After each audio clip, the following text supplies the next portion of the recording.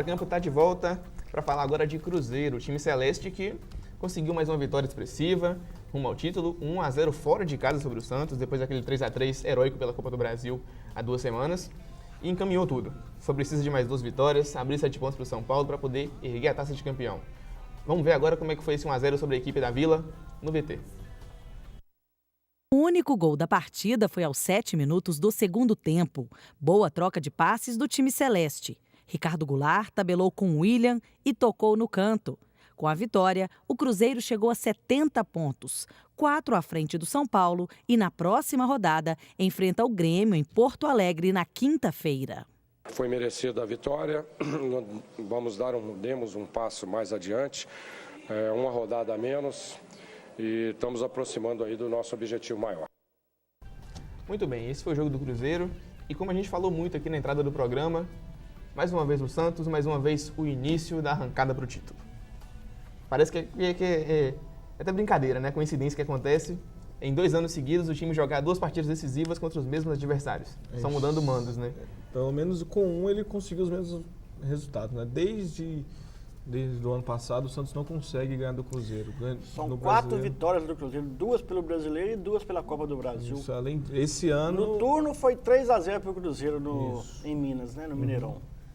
Agora tivemos esse 1-0, Copa do Brasil, o Cruzeiro venceu as 2 também. Não, venceu uma e empatou a outra. Venceu uma e empatou a outra. No ano passado, o Cruzeiro venceu também em Minas. Não, empatou em Minas e venceu em aquele Santos. famoso jogo do Neymar que a torcida do Cruzeiro reverenciou o Neymar no Independência, né? Foi 2012, né? Aquele 4-0. E foi um jogo assim, não foi atípico, porque aquele time do Cruzeiro era muito ruim. Era um elenco muito limitado. Voltando ao hoje, né? A gente olha para esse jogo e vê que o Cruzeiro não jogou bem. O Cruzeiro ele não jogou bem. Ele teve determinado momento, por exemplo, que o Santos mereceu até fazer o gol. Como o primeiro tempo ele foi do Santos, né? Todinho do Santos. Como no momento em que o Gabriel chegou a limpar o Fábio. A má sorte do atacante, a sorte do cruzeirense é que o Manuel chegou ali dando uma estouradinha. E a sorte do juiz também, né? Porque aquele lance estava em impedimento, né? Se tivesse saído o gol do Santos... Eu não diria que foi má sorte do Gabriel. Para mim, foi imaturidade dele. Ruindade, Para um jogador que veio da base com uma credencial tão forte de artilheiro, faltou frieza. Um toquinho por cima, um chute na saída do goleiro, escolheu o canto. Ele tentou o drible. É uma jogada de Mas hoje o jogador o jogador que sai da base do Santos, ele já sai com um compromisso muito grande, né? Porque dali saiu o Neymar, saiu o Robinho, Diego, tudo. Saiu o Pelé, cara. Nada mais, nada menos do que Pelé, né? Então o cara já sai com a responsabilidade muito grande, gente.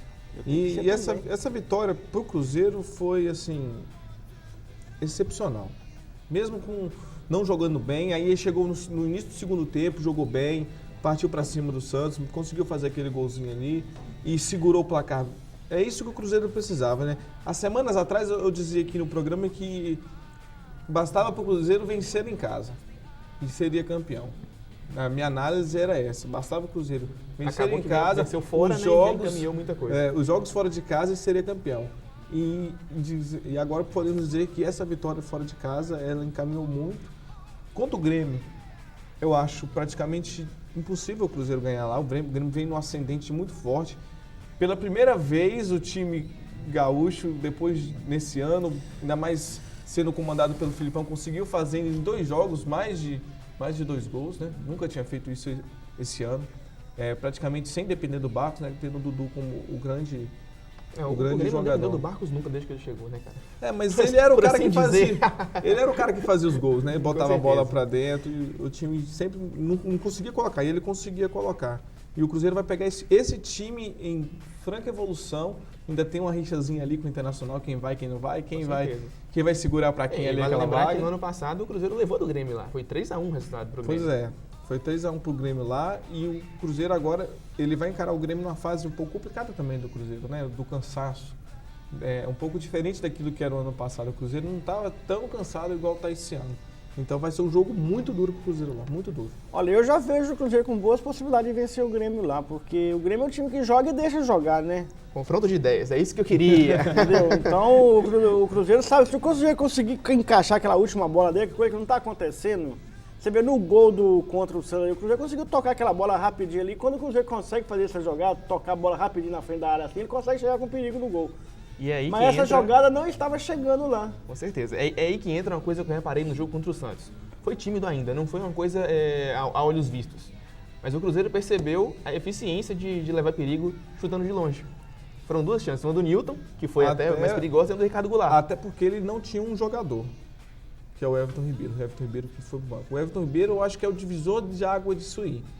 Se o Everton Ribeiro chegar no jogo descansado, com o intuito que o Marcelo Oliveira mesmo deixou para ele descansar, Com certeza. porque realmente o Everton não estava conseguindo passar dos 15 minutos do segundo tempo. Faltava Nos perna, últimos realmente. jogos do Cruzeiro, você pegar os últimos jogos do Cruzeiro, que o Everton participou, ele foi até 20 minutos do segundo tempo. Ele não consegue terminar uma partida. Então, ele deixou ali o Everton e não tinha esse cara que carregasse a bola, que tocava, que tentasse fazer uma infiltração. Não tinha esse jogador. Não, quem estava fazendo isso era o Lucas Silva no jogo. Pois é. Então, o Cruzeiro aproveitou dessa falta de característica, dessa falta do Everton, para começar a chutar mais de fora. E talvez seja aí que o Cruzeiro tem que, o Marcelo Oliveira tem que bater um papo com o Everton e falar assim, ó, vamos tentar mais de fora. Você pega bem, você chuta bem.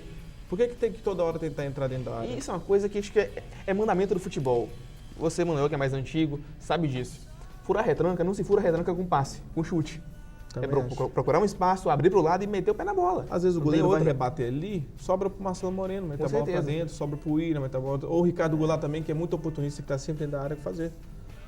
Mas eu sei que das últimas partidas do Cruzeiro faltou aquele passe final para arrematar a jogada. Ele não estava conseguindo fazer isso. O Cruzeiro chegava bem até na intermediária, mas depois daquele ali a jogada ficava esquisita. Você Morria. não via um negócio bonito, né?